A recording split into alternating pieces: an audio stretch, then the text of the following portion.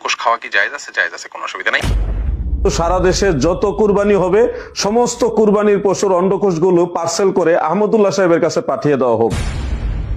গরুর বা ছাগলের অন্ডকোষ বা বিচি, এটা আরবরা ভাই বিশ্বাস করে, এরা কাড়াকাড়ি করে খায়।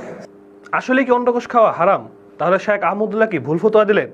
আজকের এই ভিডিওতে আমরা বিষয়টি ক্লিয়ার করব ইনশাল্লাহ। শায়েখ আহমদুল্লাহ কি আসলে ভুল ফতোয়া দিয়েছেন নাকি সঠিক বলেছেন? তো আমি কিছু বলবো না ইনশাল্লাহ, আপনাদের সামনে কিছু বক্তব্য তুলে ধরবো আলেমদের, যে এখান থেকে আপনি স্পষ্ট বুঝতে পারবেন যে আসলে অন্ডকোষ খাওয়া হালাল কি হারাম। প্রথমত স্ক্রিনে একটি ছবি দেখাচ্ছি আপনাদের, যেখানে দেখা যাচ্ছে যে ছাগলের অন্ডকোষ প্যাকেজিং করে মার্কেটে বিক্রির জন্য রাখা হয়েছে, যেটা বাংলাদেশি টাকায় প্রায় 800 টাকার বেশি। এবং এটা কোথায় আপনি জানেন? এটা হলো কাতারের একটি মার্কেটের ছবি।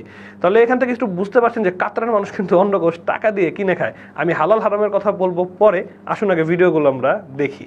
গরুর বা ছাগলের অন্ডকোষ বা বিচি, এটা আরবরা ভাই বিশ্বাস করে, এরা কাড়াকাড়ি করে খায়।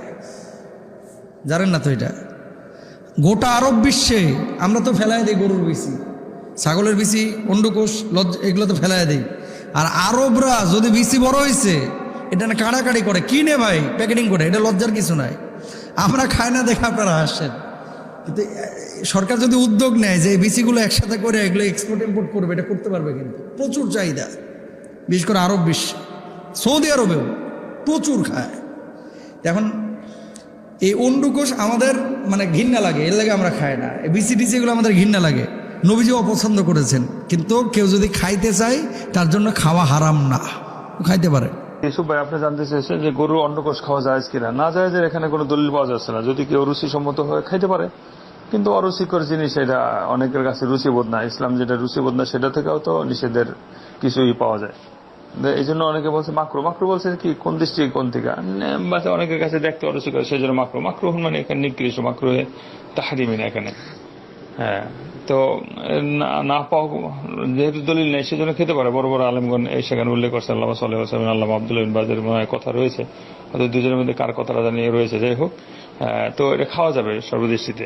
এখান থেকে স্পষ্ট যার রুচিতে আসবে সে খাবে, যার রুচিতে আসবে সে খাবে না। কিন্তু এটা নিয়ে শায়েখ আহমদুল্লাহ কিন্তু আপনারা যা শুরু করেছেন এটা কিন্তু কখনোই উচিত নয়। কারণ একটা বিষয়ে যদি দুইটা মত থাকে, যে কোনো যে একটা মত গ্রহণ করতে পারে, এটা ইসলামের সৌন্দর্য। কিন্তু যে একটা মত গ্রহণ করেছে তাই আপনার বিপক্ষে চলে গেছে, তাই আপনি যা তা তাকে বলবেন, যেভাবে তাকে সাথে অপমান করবেন, এটা কিন্তু কখনোই উচিত নয়। কারণ রাসূল সাল্লাল্লাহু আলাইহি ওয়াসাল্লাম বলেছেন যে ওই ব্যক্তি মুমিন হতে পারবে না এই পর্যন্ত যার মুখ এবং হাত থেকে অন্য মুসলিম হেফাজত থাকে। তাহলে আপনার মুখ এবং হাত দিয়ে কি আহমদুল্লাহ শায়েখ হেফাজত আছে? তাকে আপনি অপমান করছেন, এটা কখনোই উচিত নয়, একজন মুসলিমের কখনোই উচিত নয়। দুইটা মত থাকতে পারে, আপনার যদি মনে হয় হারাম আপনি খেন না, যার মনে হবে হালাল সে খাবে। কিন্তু এটাকে এভাবে করে অনলাইনে প্রচার করে শায়েখ আহমদুল্লাহ সম্মানহানি করা, এটা কখনোই উচিত নয়। আমার জায়গা থেকে আমি মনে করি যে আমার কাছে রুচিতে আসে না সেটা আমি খাবো না, কিন্তু আপনার কাছে রুচিতে আসলে আপনি খেতে পারেন, আমার কাছে রুচিতে আসলে আমি আবার খেতেও পারি। এটা আমার ব্যক্তিগত অভিরুচির ব্যাপার। তো হালাল জিনিসকে হারাম বলা যাবে না কখনোই। আসসালামু আলাইকুম রহমতুল্লাহি ওয়া বারাকাতুহু।